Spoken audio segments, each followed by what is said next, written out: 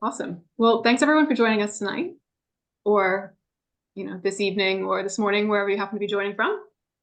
Um, I'm presenting with my two colleagues, Josh and Seema, and really we're just trying to give some insight from this last application cycle, with particular regards to international applicants. That's kind of the majority of students that I work with in my college counseling load. Um, I'm part of the ESM London team and work with students from UK schools, UK curriculums, in international schools, and students at other kind of more truly international curriculums in international schools. But excited to share with you some reflections on this last application cycle. My name is Josh, and I also work with international students who obviously are looking to go to the US.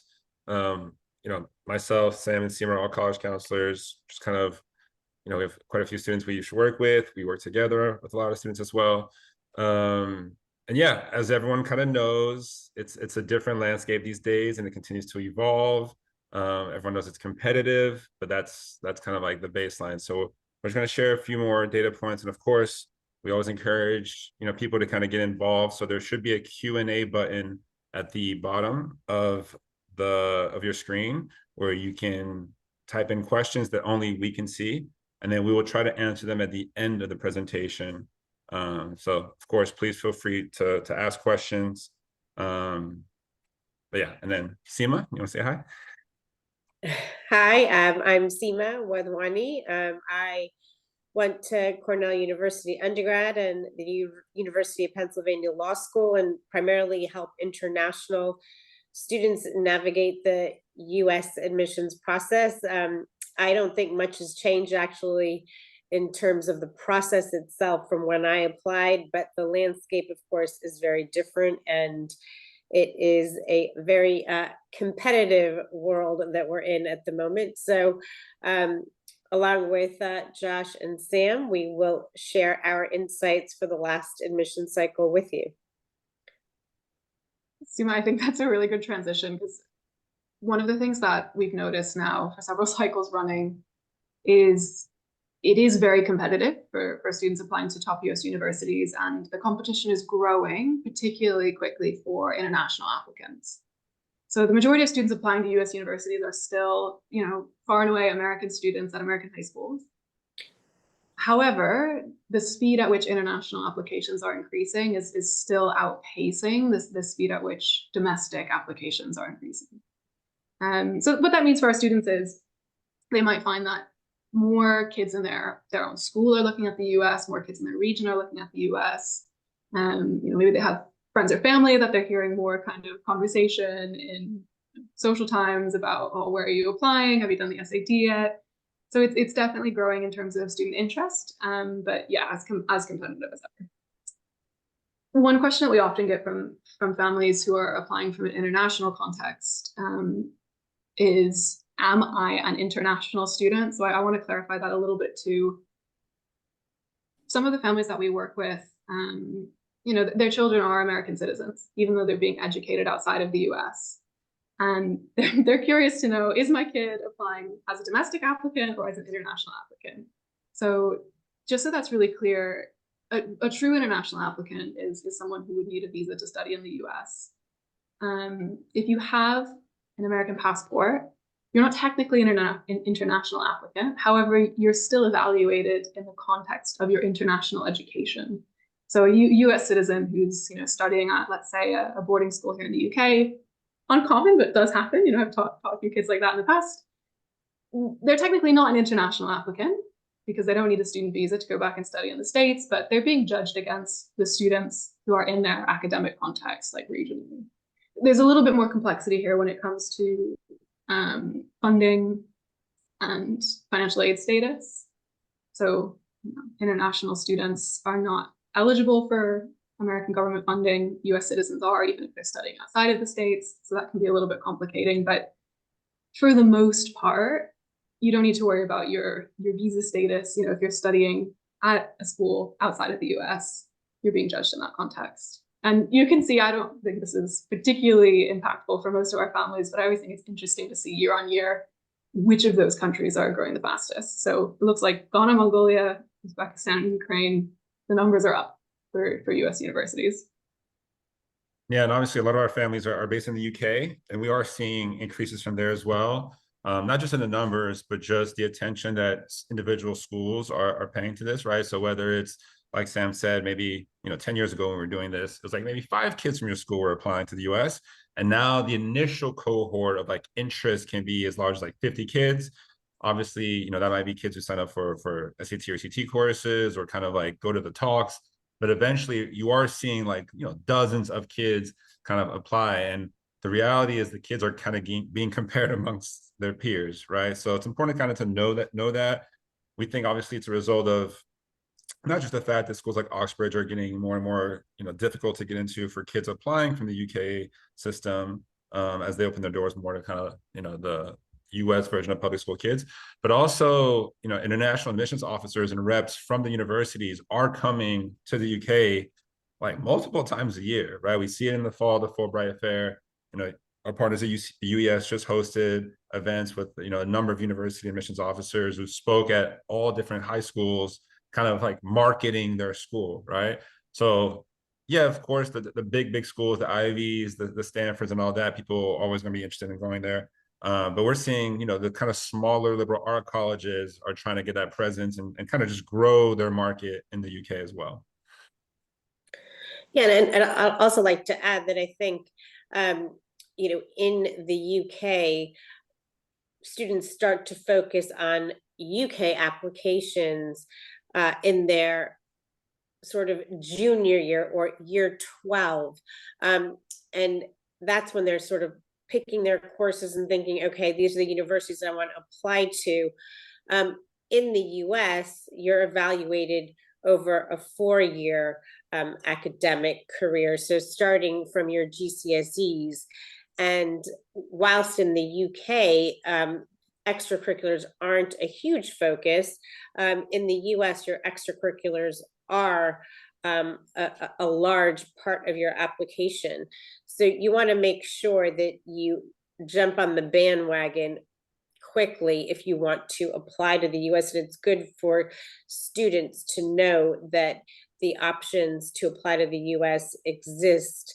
And they're starting to learn about them earlier and earlier as schools become more aware of what the US requirements are, which gives UK students and international students a better chance of preparing that application if they find out and learn about the process around GCSE time, as opposed to finding out about it in year 12, and it's a little bit later for them, and it just doesn't give them the same chance to prepare as, say, other applicants who would have been thinking about it from GCSEs.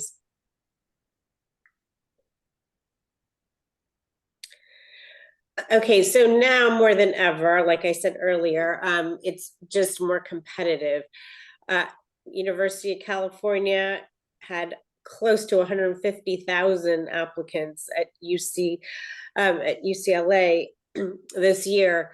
It's a big public university, and they're quite happy when they get these numbers because they just look more competitive as well. They're only going to admit the same number of students every year. So as their numbers grow and grow, their admit rates obviously fall. NYU as well, they were targeting 120,000 applications this year, and they pretty much nearly reached that at 118,000.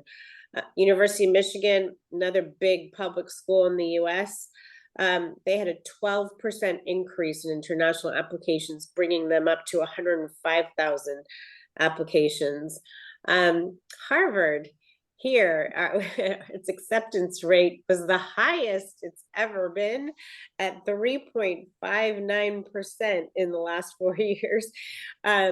Take from that what you may, while Yale hit its lowest rate ever of 3.7%.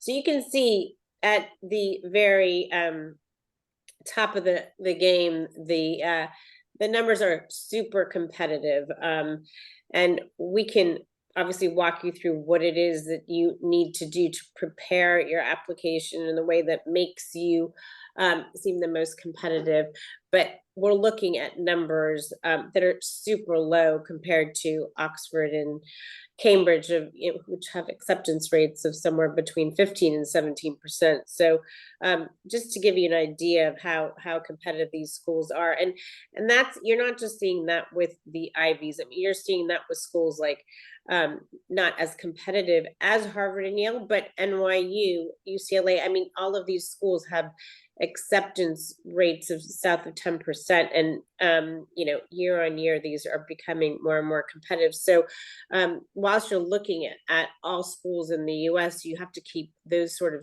numbers in mind, and their strategies in terms of when to apply and how to apply that can help raise those sort of expectations in terms of numbers. For if you apply ED, for example, which is early decision, those rates are higher. So, for example, Dartmouth has a 19% acceptance rate at early decision, where it's more like 5% overall.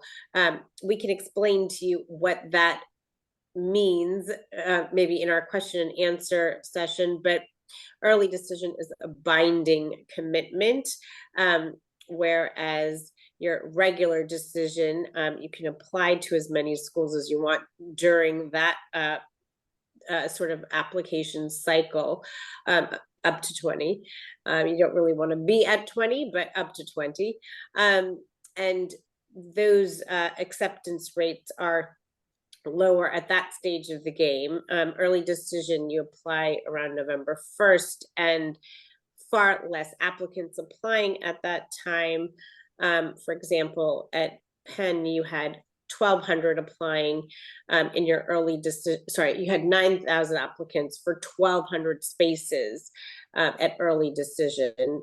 The reason that you have less applicants as well is that it's an offer. If you receive it, you've got to take it. So it's binding, and you can only apply to one early decision school.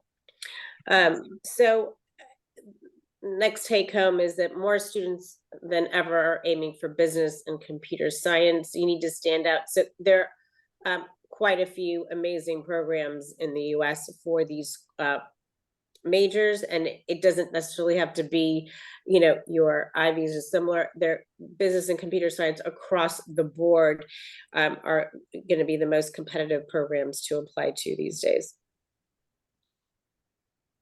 Yeah. I think that's really interesting. I was going to say, just around the numbers as well, right? So we talked about how NYU is the most applied to private school in the country, in the US, and 120,000 applicants. Again, comparing it to the last 10 years, 10 years ago, 31% acceptance rate at NYU. Now it's down to like 12%, right? So it's also like, you have to kind of recalibrate what not just a tier 1 school is, but NYU once upon a time was target, almost edging on like safety for some of our kids. And now you can't just have NYU as a backup, right? And one insight that we have from this year was one of our, really, really brightest students, really great students. Sam and I both worked with him. He's based in Italy. He was 45 predicted IB, really, really strong ACT and SAT score. One of those kids who took both for some reason. Just a really interesting kid. And he was like, listen, I know that I could in theory apply to like the Ivies and like maybe get in. But if I use my ED on NYU, which he loved, right? He understood that his chances went from 12%, and then using it as the ED card, you kind of back up to that 35, like kind of 37% acceptance rate with an ED to NYU, with obviously, the strong profile. So as far as like insights from this cycle, again, it's kids understanding that, just because historically, like kids of my caliber only went to the top schools, now kids of that caliber are kind of spread out, finding the right fit for them, right? It always kind of comes back to that. Definitely. No, I think that was a very mature decision on his part too. It saved him a lot of stress too, Josh. Like that's right. The other thing is doing the ED route, really kind of considering your options there. Getting your application in by November 1st, hearing back before Christmas is a huge win, especially for A-level students and students who might be sitting IB exams. You don't have to spend as much of your time later down the road focusing on more and more US applications to build up the safety net. You can start planning for your time as a freshman in college, figure out what your options are for dorming, get started on maybe the student visa process, but you can also move on to focusing on your academics, which is, for a lot of students, a really, really big time commitment in the upper six. So testing, we're 1 year now into the digital SAT internationally. Biggest take homes are that it's the test is rolled out smoothly. It's a stable test. It's something we would have no problem recommending to our students. It is a shorter test than the ACT rather. It has less questions. What we've learned is that the digital SAT is more about competency and less about navigating through the test quickly. Yes, it looks probably like, oh, it's the most attractive test out of the two because it is less questions and it is 2 hours versus 3 hours. But that doesn't mean that it's still the better option. There's no cookie cutter approach to picking the SAT over the ACT and vice versa. So our main advice to you on this is just to get in touch, and we'll help you figure out what the best approach is for your student or your child, because whilst one might be shorter and seems sweeter, there are many reasons why you'd still want to pick the ACT. For example, if you are not a good test taker, the ACT is only 25% of the test for the math component. And what we've also seen is that with the digital SAT, the level of math questions are on the harder end, are much harder. And even people who are taking A-level maths, further maths, and higher level IB maths, and love to geek out on maths are still having trouble answering those very top end, harder type maths questions. But like I said, it's something that you shouldn't just approach in a cookie cutter way. Get in touch and we'll help you decide which test is the best suited for your son or daughter. 4% of Common App member institutions required standardized test scores this cycle. Now, 4 of the 8 IVs as of this coming cycle, the 24-25 cycle, will require test scores for entry. Those include Dartmouth, Yale, Brown, and Harvard. As of most recently, Cornell is going to wait 1 more year. So not for this coming cycle, but the following cycle test scores will be required. In addition, UT Austin and Caltech have also said test scores are now going to be required. Caltech has gone from being test blind entirely, which means that they didn't even look at a test score. Even if you wanted to submit it, they weren't going to look at it, to requiring tests. So this space will be changing over the next few years, and it's something to look out for. A lot of these schools went test optional during COVID. There weren't enough places for people to test at, and so they made the decision to go test optional, which is another reason why you've seen huge increases in applications over the last few years. So this space will be changing, so we're going to need to watch it closely. And Sam, if I can have the next slide, please. Just to give you an idea of why some of the universities have made changes on these policies.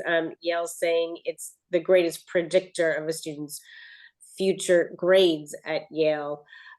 Brown is concerned that students from less advantaged backgrounds were not submitting scores, and they should submit scores because it would actually increase their chances of being admitted. similarly, Dartmouth feels that it's helpful in identifying students from less resource backgrounds. I think it's obviously for most families applying internationally, the main take home is that you're going to have to test. And with testing, even though a school says that they're test optional, it actually doesn't mean that they're test optional. If you look at the data, those students who are submitting test scores are still have a better chance of getting in. Boston College is a fine example of that. They take far more kids who've submitted test scores than not. So again, it's an evaluation that goes into the mix. It's one of the strategies that we look at. It's always better to commit to testing, see how you're doing. If it's not something that works out, you still have the option of going test optional. But if you can work on your testing and submit a good SAT or ACT score, it can only help you as one of the factors that goes into the review. It gives them one more thing to look at and one more thing that can help you. Yeah, I think, Seema, for students applying this upcoming cycle, a lot of these changes have been a little bit surprising and sometimes challenging. You can see in the time frame when these decisions were announced, okay, like February through April, universities start to say to kids, hey, by the way, this cycle you're going to have to apply. Caltech being this crazy example where previously they said, don't even bother taking a test or sending it to us at least. We've had a lot of families asking, okay, my kid was planning on not submitting tests. Now all of these universities, they're changing their policies. Obviously, students need to comply with these policies. The kind of additional confusion comes from Yale's test flexible policy saying, well, actually, if you have a subject-based exam like AP scores or IB scores, you could kind of submit those in a substitution for the ACT or SAT, but they need to be final scores, which students in their junior year are unlikely to have. And there's no mention of A-levels. So this is kind of a serious component of the application that really brings me back to pre-COVID times, to be honest. I would definitely encourage students, especially if you're a freshman or sophomore, to just plan testing in as part of the process now. Yeah, it's funny because you obviously, we always like to think that the schools have the students' best interest in mind and at heart. But yeah, when kids are literally planning their spring around whether or not they're going to test, and then that's when you release the data. I'm sorry, the updates on the fact that the test required, they really don't, right? The schools, like, as harsh as it sounds, like, they want to both attract as many applications as possible and then make their job easier when evaluating the applications, right? Test optional gave them the numbers, but then it was also like, okay, like, now we have all these kids who, as hard, again, it's going to sound harsh, like, shouldn't have applied here because their applications just aren't strong, even academically. And they figured, oh, but like, I don't have a test score, so that kind of puts me, maybe I have a cool hook, cool essay, really cool extracurriculars, that'll help me stand out. But then we have to kind of tell kids, hey, like, overall, the profile is just not strong enough for that particular school. But then there will be other schools that do have that profile, right? Now reintroducing the test score and kind of having that median 25th to 75th percentile, that range, it says, hey, if you're kind of below that number, it's just not advisable to apply, because there are kids who have flawless profiles academically, really strong extracurriculars, and have the test scores that just have an advantage, right? So you just have to know that going in as you build your school list. Okay, a couple other, I would almost say like buzzwords this cycle have been the developments in AI and, students wondering to what extent AI plays a role in their applications or the evaluation of their applications, and also the Supreme Court ruling on affirmative action. I wouldn't say that these are huge needle movers in the US process. These are just more kind of current event items that seem to be shifting a little bit. AI in particular, different universities have shared different stances on whether or not students should be using AI in the application process, especially the essay writing process. I'd say the general consensus is do not use AI in the essay writing process. Our professional experience is that actually, if a student goes down that route, it leads to less engaging, less persuasive essays anyway. So students are kind of, selling themselves short if they do. But you know, some universities like Duke have taken it pretty seriously. They're just not going to weigh essays as heavily in the next admission cycle because they know that there's this kind of risk that the work isn't a student's own. That said, you know, other schools like Georgia Tech kind of stands out to me. They said, well, listen, you know, if you don't have a lot of clarity on the essay process, a lot of guidance, you could use ChatGPT for brainstorming, but the writing needs to be your own. I would say my advice to all students is don't plan on using this tool as part of your essay for US universities. It's not going to help you in the long run. On the flip side, there's not a lot of motivation right now for universities to use AI in their decision-making process. We spoke to the Dean of Admissions at Connecticut College a few weeks back, and he was saying that, listen, this isn't a conversation we're having in our admissions offices. But bigger universities are kind of trialing what it might look like to make admissions decisions that way. I think Georgia Tech did a pool of graduate applicants where they made parallel assessments using AI and found it lined up quite well with the human-made assessments. So current issue for our students, no, but definitely a temptation on the essay writing side. Yeah, that's Supreme Court. Oh yeah, go on, Josh. We'll check on the ChatGPT because one thing we've noticed, you know, I don't say there's like a disconnect between teachers and students and adults, right? But like kids will like go to war for ChatGPT. Like they swear it's like this is like them, like this is like your internet, like this is revolutionary. We get that, right? And they feel like, well, like it's so good, like shouldn't I use it? Like it's gonna create such an advantage, and I know how to kind of manipulate it a little bit so I kind of, you know, throw off the scent that I use one. The reality is like just coming up with your own ideas, as long as it takes as many drafts as it requires, as much brainstorming as it takes, like that's what you have to do in this process, right? And that's why there is no, oh, it takes 5 hours to write like a personal statement. It might for some kids, and it might take 20, 30 hours for another, right? The point is by the end of it, when you write that essay and you share it with people that know you, people that don't know you, they like you, right? They like what they're reading. They like the story. They like the connections that you're making. And only you can make them as a student. So again, that's why we're always going to, even if it sounds easier, and like Sam said, in the long run, it's not going to help. For sure. The other big update's been the Supreme Court ruling. This one's a little bit harder to give a general assessment about in terms of the outcome of the decision. So, you know, US Supreme Court decides this application cycle, race can no longer be used in admissions decisions as a tick box measure. So while students still have the option to indicate this on their Common App, that's not being shared with universities. It's now illegal. However, you know, there have been some knock-on effects of the ruling that we have seen. We don't know for sure what the makeup of admitted classes looks like. I'm sure we'll learn more about that in the coming months. And to be honest, in the coming years, I think it'll take a little longer to know for sure. But straight away, we've noticed a change in some of the essay formats. So this application cycle, it was much more common to have universities ask student questions about their lived experiences and how their lived experiences will affect their contributions to the university. So in a way, opening up a door for them to talk about things like race and identity, but in a very meaningful way, in an applicable way, in a way that's not kind of a tick box exercise. So Princeton, for example, asks this cycle, in short, how has your lived experience shaped you? Which is kind of a, you know, a high-level philosophical question on one end, but also perhaps a really good opportunity for international students to talk about their individual backgrounds. I found these essays, once we kind of cracked the nut on them, really enjoyable to write this cycle and really insightful.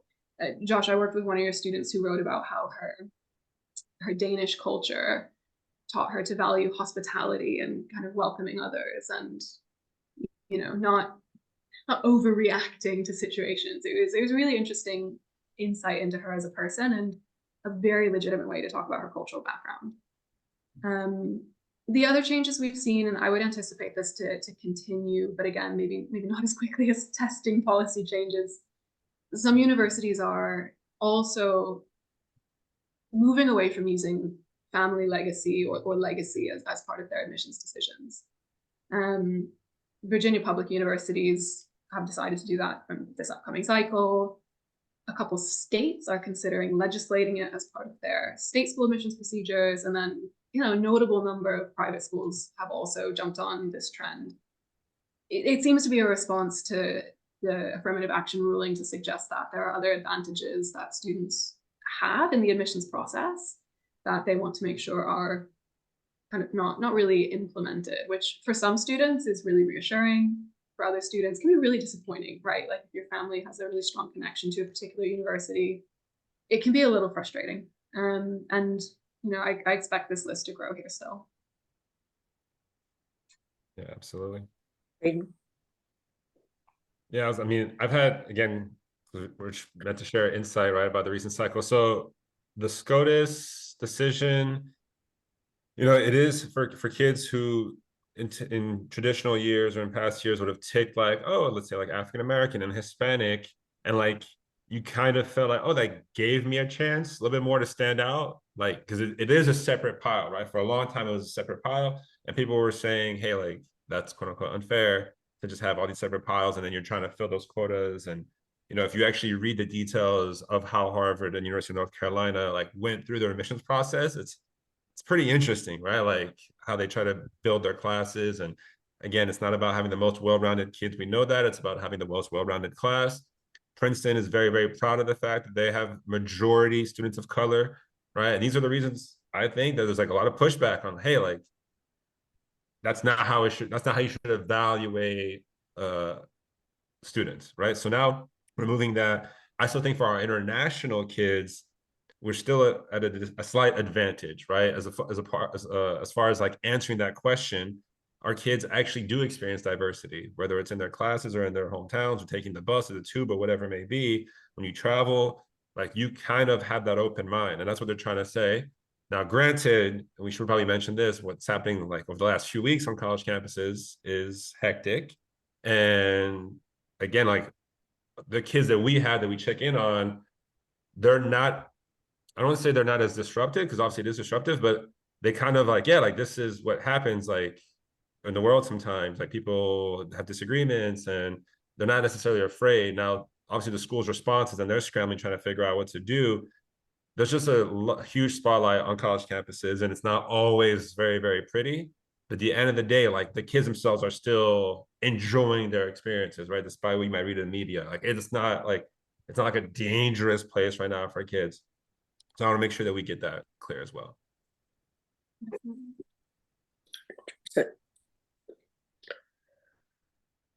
All right, good old summary at the end. I don't think there's anything new on this slide, Seema, that we haven't really discussed. I don't know. My biggest takeaway is that as a key part of the process, we need to build the right list for students. We need to think carefully about the fit, where they're going to be happy. Maybe the student isn't a strong test taker, where it's still going to be test optional, for example. Where might they make an early decision or early decision to application? But I think that's for domestic applicants, but for international applicants especially, a really, really crucial part of this process, alongside all of the other advice that we've mentioned today.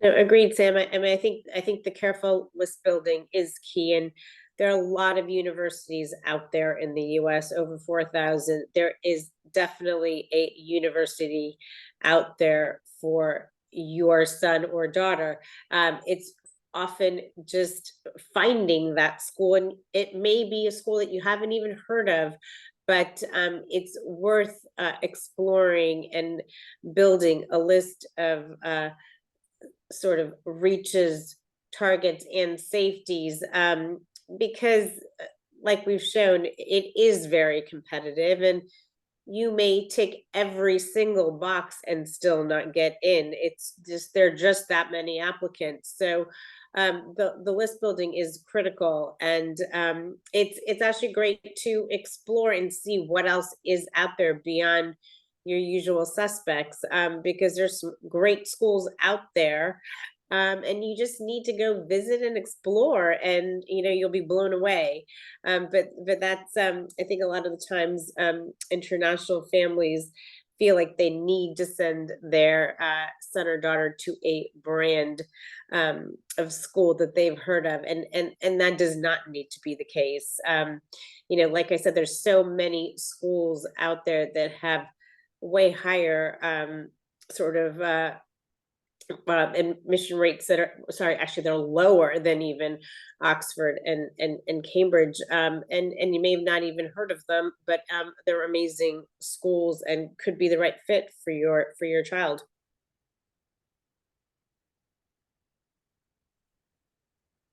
Josh, Yeah, I was muted.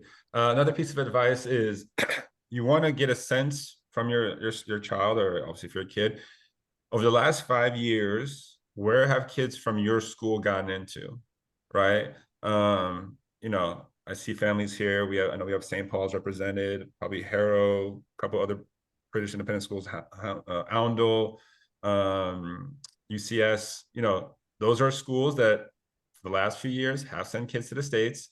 And that can be in your benefit, right? That can play to your advantage. So kind of get a sense of that, but also on the same token, hey, we've had 25 kids apply to Stanford in the last 5 years, like no one's gotten in, and all those kids had like, you know, all 9 GCSEs and A-stars, A-levels. You know, again, these are just data points that we want to consider as we build that school list.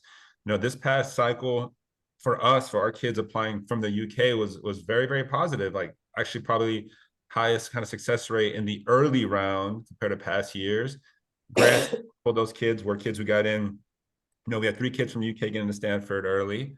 One was for rowing, one was a legacy, fine, but the other kid got in on his own, and that's a big deal. You know, yes, we had kids get into some other Ivies like Penn, but I'm more proud of, well, I'm proud. I can't say more proud, but I'm just as proud as the kids who got into like NYU ED or Wellesley ED, Northeastern ED, RISD, right? We had a kid get into RISD early decision, you know, to Rhode Island School of Art and Design, because that's what he wanted.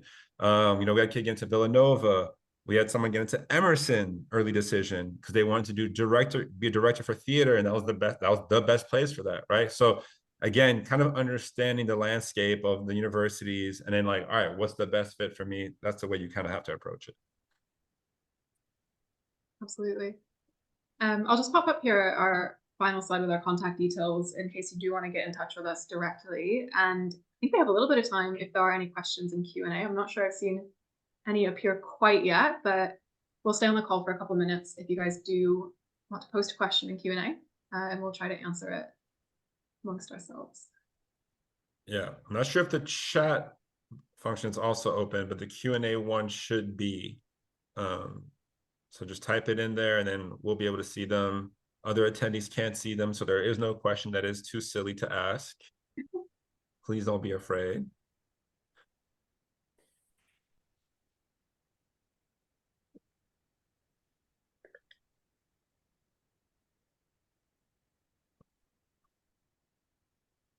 Perhaps not. Okay, Right. so we answered everyone's questions throughout today's presentation. I think everyone wants to go enjoy the London sunshine, Josh. I can see it. Yeah, it's like coming through the blinds. It's coming through the blinds. Yeah. Well, anyway, you have our contact details there. So if you do think of anything post this call, feel free to reach out. Thanks very much for joining us. Take care.